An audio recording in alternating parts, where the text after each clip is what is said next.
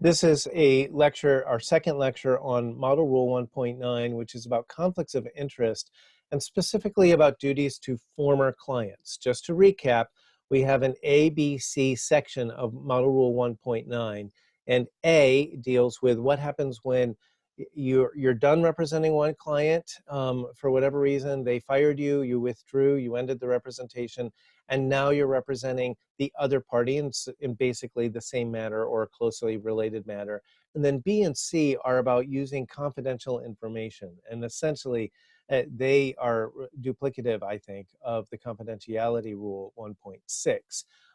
But please understand that you as a lawyer have a duty under 1.6 to keep confidences even after the representation ends, and under 1.9b and c. So having said that, let's take a look at some more of the comments.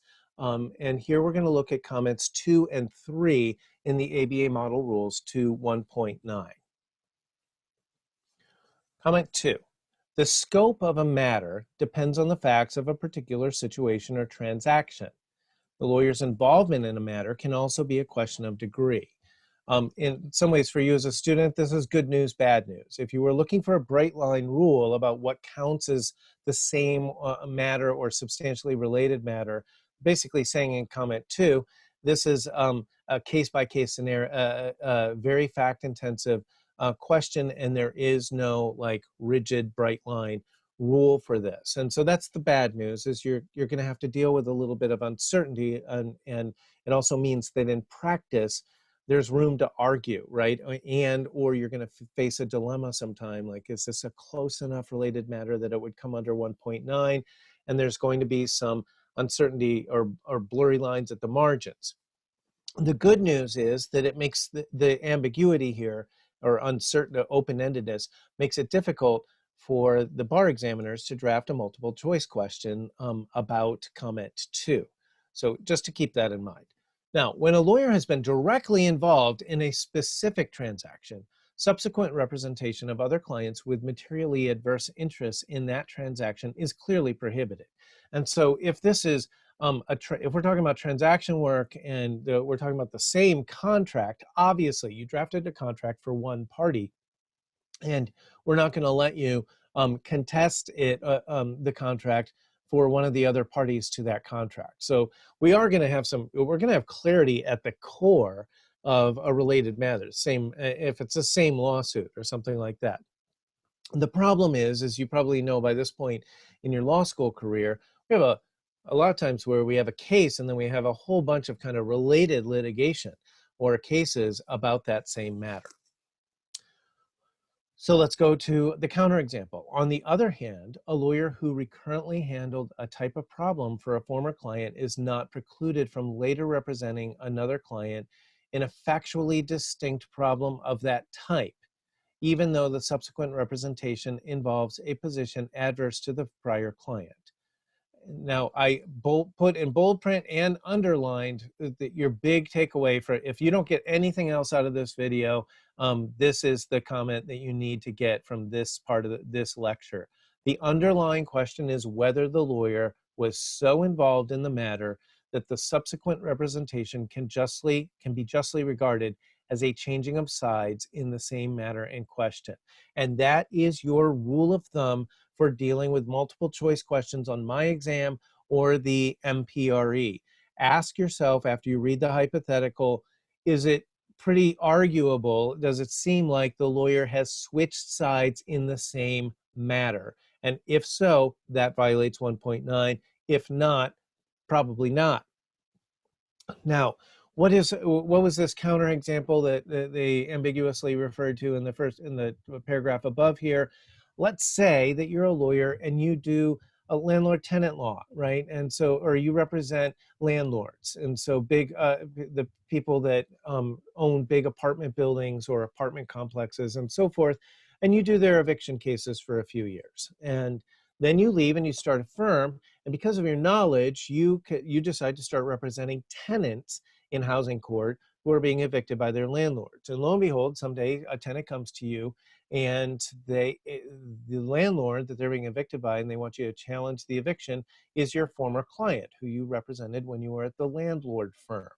Um, can you take that case? Sure. It's even though it's the same type of case, let's say you were just doing evictions for that landlord all the time, and now you're defending against evictions against that landlord. It's the same type of case, but it's a new client, maybe a slightly different lease, and there's going to be a different grounds for eviction and things like that. So new client, different apartment, and so forth. And so you can go ahead and represent a person against the old client. And you know what? You don't have to get consent. You don't have to ask your former client, is it okay if I represent parties against you? You absolutely have a right to represent parties against them if it's a different matter. So again, I highlighted this. The underlying question is whether the lawyer was so involved in the matter that the subsequent representation can be justly regarded as a changing of sides in the matter in question. Comment 3, matters are substantially related if they involve the same transaction or legal dispute, or if there is otherwise a substantial risk that confidential factual information, as would normally have been obtained in the prior representation, would materially advance the new client's position in the subsequent matter. And so we have a question first. Is it basically the same transaction, the same business deal that we're talking about, or the same case, the same legal dispute?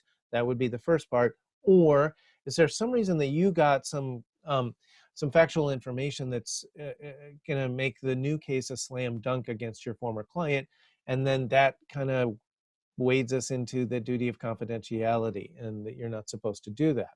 So for example, a lawyer who has represented a business person and learned extensive private financial information about that person may not then represent that person's spouse in seeking a divorce. If you know where all their money is hidden away or socked away, all the investments are, all the shell corporations that they have assets in, and so forth, then it's not fair that after you have stopped representing them, that someday you represent their spouse. Why? Because all of that financial information is so relevant. Even though you weren't doing divorces before, you were doing their business work, the knowledge that you have is a little too useful for the new matter.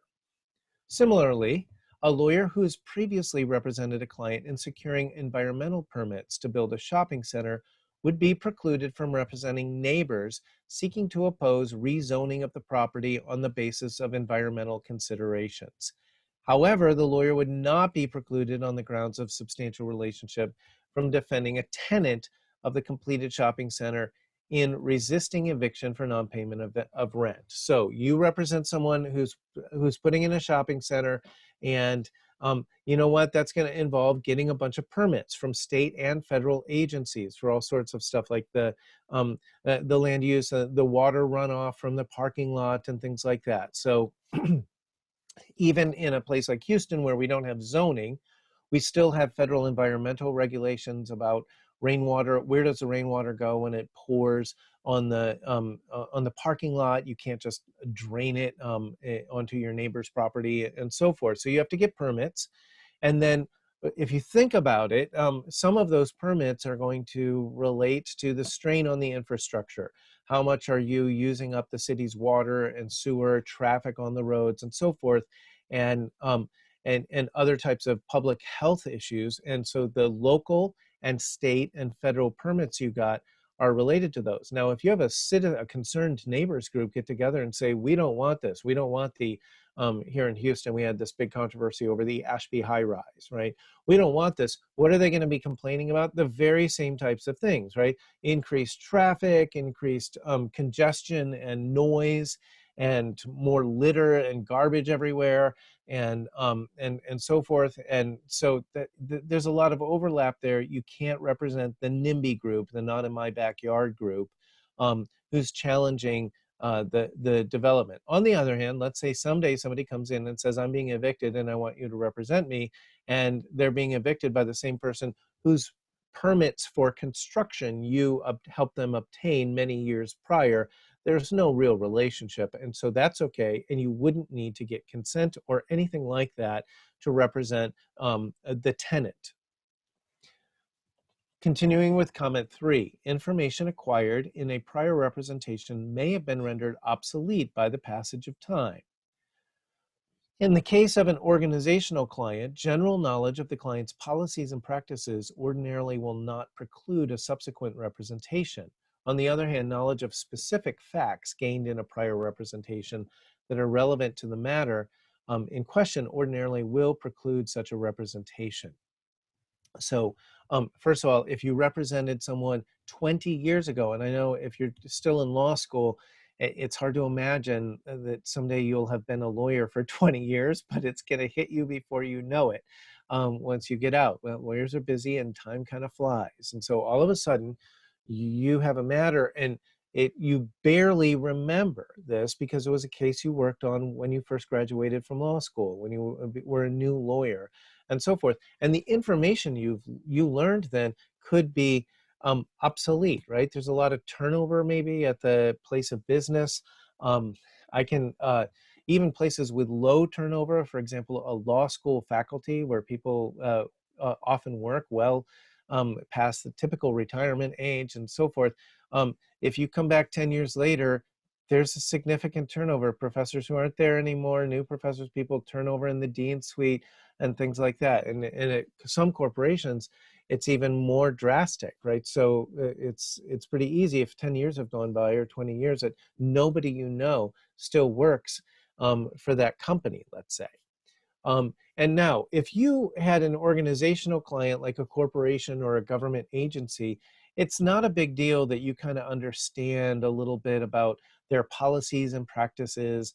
Um, are they generally compliant, scrupulous about complying with safety regulations? Do they like bringing cases to trial, or do they like to settle things quickly? All of that is not that harmful or that prejudicial, and it's also stuff you probably could have found out just asking around or using something like Westlaw Access or not Westlaw. I can't remember what they call it, but these like analytics, these litigation analytic websites and services.